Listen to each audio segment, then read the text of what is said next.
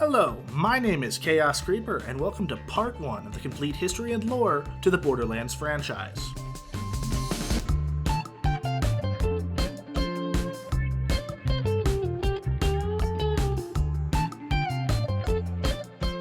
The idea behind this series is to go in-depth into the world of the Borderlands and cover every major detail so you can be prepared for the third Borderlands installment this September. I plan to go in mostly chronological order, but may jump around to help paint a clearer picture of the topic at hand. Our story begins long before the events of Borderlands, and with a strange alien race known as the Eridians. Throughout the series, we are given only tidbits of who the Eridians were. We aren't even sure what they actually looked like, but the closest reference we have are the statues found at places like the Vault of the Warrior and the Leviathan's Lair. Additionally, the Guardians found protecting the Vault of the Destroyer and the Vault of the Sentinel help paint a picture of the various shapes and sizes that the Eridians might have been. We are also aware that Eridians were capable of creating advanced civilizations, as Patricia Tannis was able to decipher bits of an Eridian writing and determined that they were able to maintain class-based society which was capable of both leadership and organized warfare.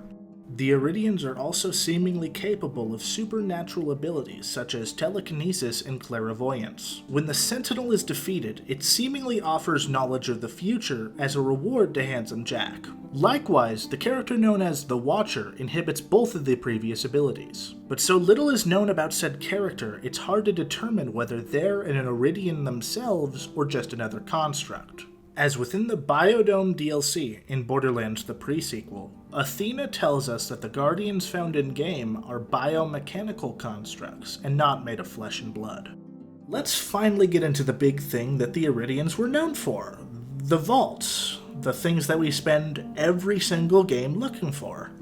We know that the vaults are typically built to store powerful objects, or even beings inside. We see this in both the Vault of the Warrior and the Vault of the Sentinel, as one has an invincible bioweapon and the other has knowledge of the future. The Vault of the Destroyer serves a slightly different purpose, as it acts as a prison for the creature named the Destroyer, who is rumored to be from another dimension, possess godlike abilities, and to have wreaked chaos across many galaxies. Lastly, we have the vaults that may or may not actually be vaults, such as the Leviathan's Lair in Wormwater that contains Eridian statues, but no identifiable signs that make it a vault. Same goes for the vault found in Mr. Torg's Campaign of Carnage in Borderlands 2. We also know that the Eridians and the Vaults have some sort of connection to the Sirens, as the rare material known as Iridium is able to boost the power of certain Sirens, such as Lilith and Angel.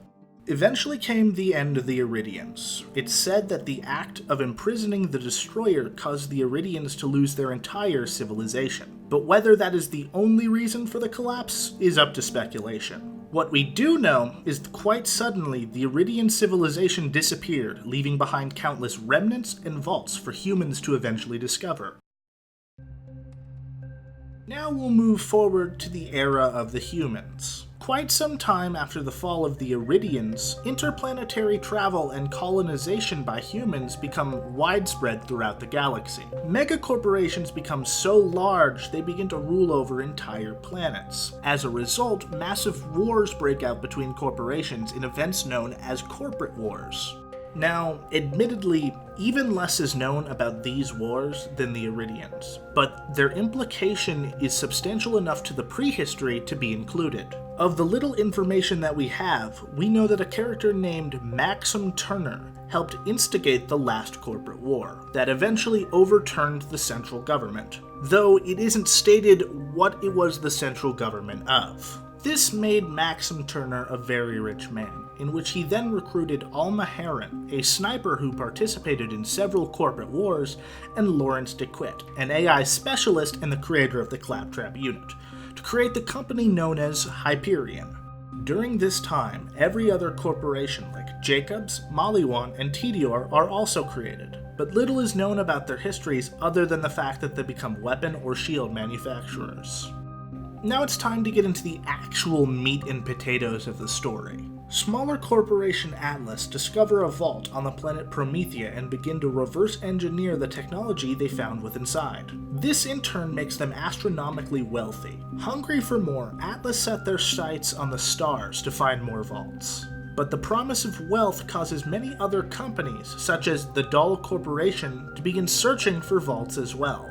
Eventually, Atlas find a deserted planet named Pandora, and begin to comb it for Eridian tech. Believed to be uninhabited, Atlas set up small settlements across the planet to aid in the search. But Atlas soon realized that the denizens of Pandora were merely hibernating, and the planet wasn't actually uninhabited. Unprepared by the sudden release of dangerous fauna, Atlas pull out of the planet. With no one controlling the planet, the mega-corporation known as Dahl set up shop and mined both Pandora and its moon Elpis for precious metals, while simultaneously searching for vaults. Dahl decides the best way to go about this is to send convicts, military, and scientists as slave labor, because everyone is seen expendable in the eyes of Dahl. During this time, Dahl's prime mining ship, Sanctuary, lands and begins drilling in the caustic caverns. Dahl begins mining the liquid methane and starts construction of Concordia on Elpis. Colonel Hector and his crew are forced to mine under Mount Scarab, while a research center is built above it. Dahl set up the communication system known as the EchoNet across Pandora, and the scientist Patricia Tanis is hired to look for and research the vault. Pretty soon, things begin to go south as Colonel Hector and his crew unearth an iridium trinket that could very well be the vault key, but are betrayed by Dahl, who collapse the mine on top of them. Patricia Tanis discovers where the vault is located, but at the cost of her own sanity.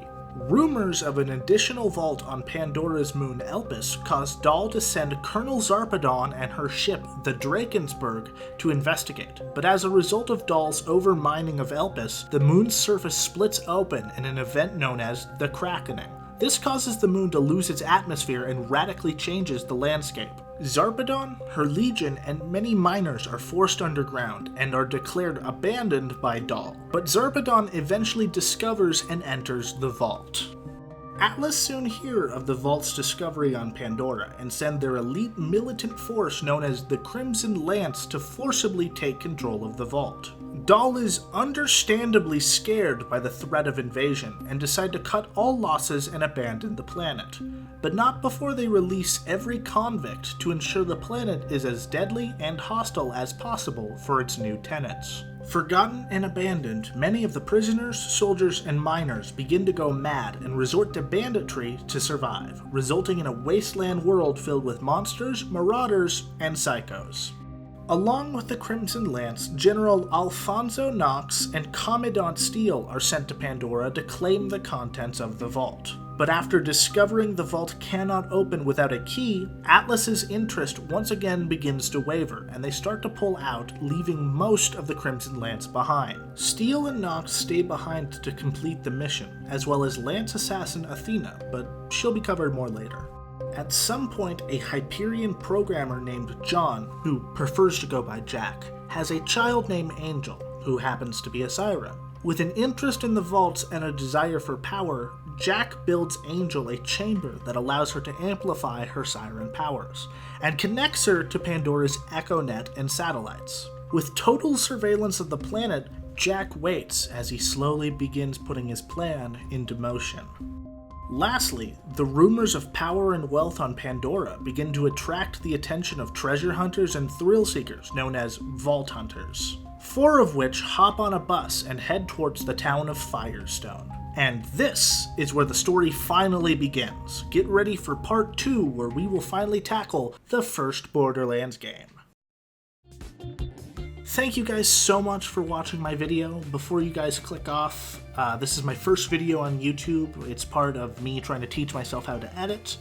And I would love your feedback in the comments. Anything on my formatting, my style, my editing, if I covered everything, if I missed any information, I would love to hear it. So please tell me what you guys think, and I'll see you guys in part 2.